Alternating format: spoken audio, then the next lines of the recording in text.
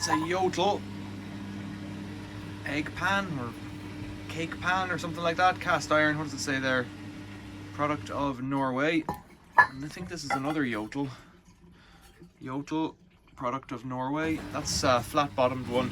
Bit rusty, but pretty good condition. I'm gonna put them in here. That's hot water with citric acid in it. And they should start boiling or sizzling. The rust should get translated into black yuck. Can we see bubbles coming yet? Yeah, there's some on the handle there. I don't know if you can see them. It'll start boiling. We'll come back in a bit. I can see some bubbles on it. Might leave this a day or so and then give it a quick power wash. The minute it comes out, you need to rinse it off, otherwise it stains it black. And then clean it with a wire brush or something, I guess. So you can see it shimmering there in the light, where the light reflects on it, and the bubbles rising up and bubbling. So it's active. It stinks down here. We'll give that a good long time to do then. Must be quite a weak solution. Sometimes these things work a bit faster. So you can see it's shimmering still. It's still doing it, but it's about 8 hours later. You've got a layer of black on top, black up the side. I've been variously agitating it and giving it a wire brushing with the electric wire brush. Now this one still has black in the bottom, so I'll see how that turns up now. Makes your hands very black very quick.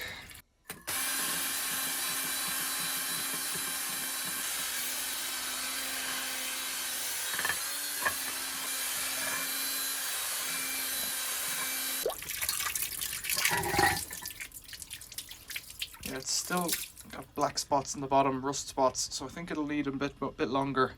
Give it one more brushing.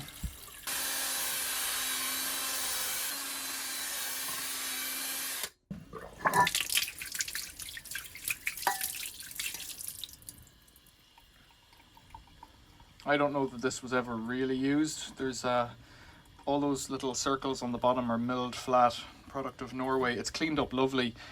It's almost there. There's a couple. I'll give this one and this one a bit of a shot again.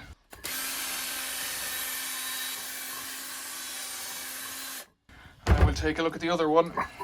Yeah, I'll leave that overnight. I'd say they're good enough if they were to be stuck in the oven now with a bit of oil on it. But I'll give it another go overnight because it just doesn't matter really. Well, that one's coming out pretty clean now. That's really clean. If you don't rinse it straight away and get that black off, it rusts, so it stains it black, and then see, you really have to scrub it off clean because even that what's in the pores there is coming up on my finger. So I'll give it a rub over with this brush again.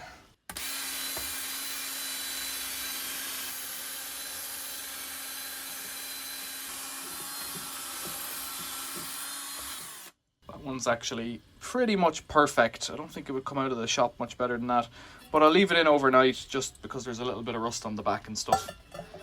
So here's how this one turned out. I gave it a solid clean with the wire brush again after a load more soaking in the citric acid, and now I'm cleaning this out in a bit of a hurry. I'm going to dry it in a bit of a hurry because they oxidize really quickly and they get surface rust on it, so I'm going to get it dry quickly onto the heat and get a bit of oil on it. And so even though I gave them a thorough washing with washing up liquid and a electric scrubbing brush in the drill, they're still not clean. You know, it's still metallic. So we'll get some oil on it. Drop of oil in the middle. Drop of oil in the middle. Oil.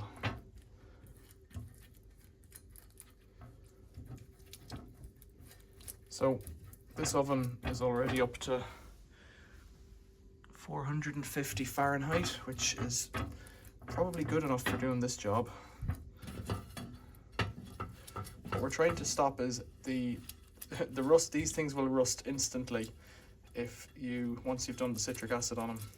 So you want to get the oil on it, get them dry, get the oil on it so that they can have a film that won't oxidize, won't go rusty. I think they've turned up pretty well actually.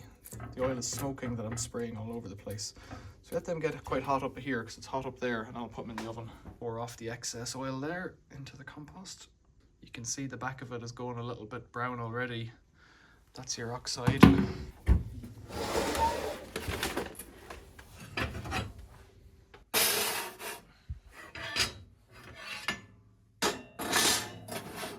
there, I'll leave them in there to season now.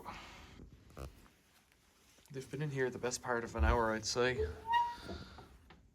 This oven has a vent to the top so that any smoke that comes within gets sucked out internally, so you never know if anything's on fire in here because it gets exhausted up the chimney.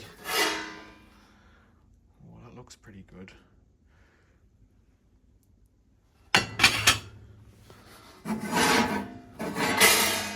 That's the back side.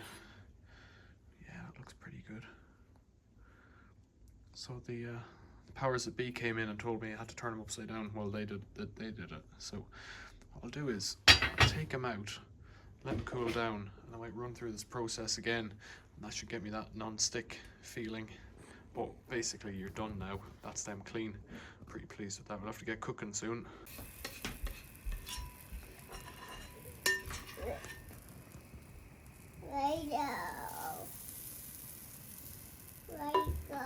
Is that the end of it? Oh no, there's more.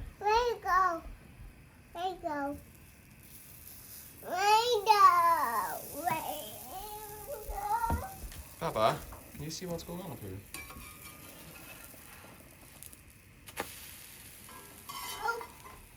Up.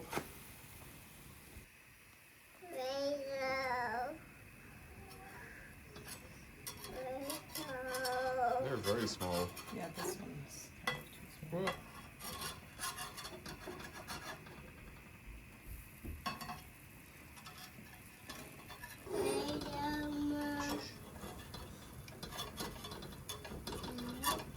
They're non-sticking, aren't they? No, it's just that I have no space.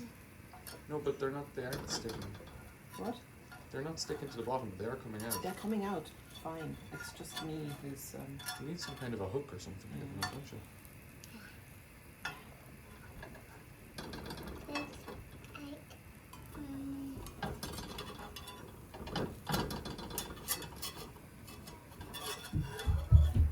Pressure now on the camera on me as well.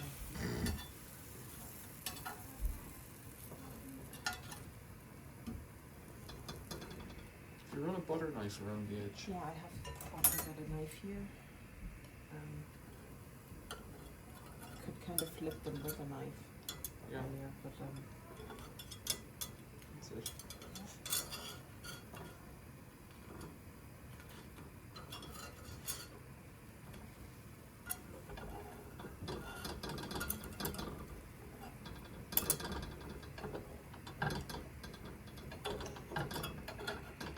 now Everything else is burning.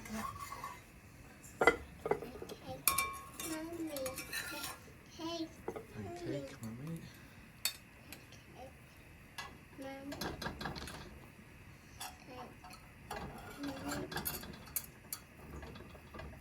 it's really better on the range.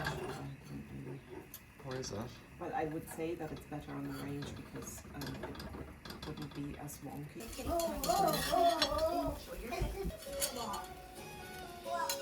Okay, there. These ones. Yeah, they're all.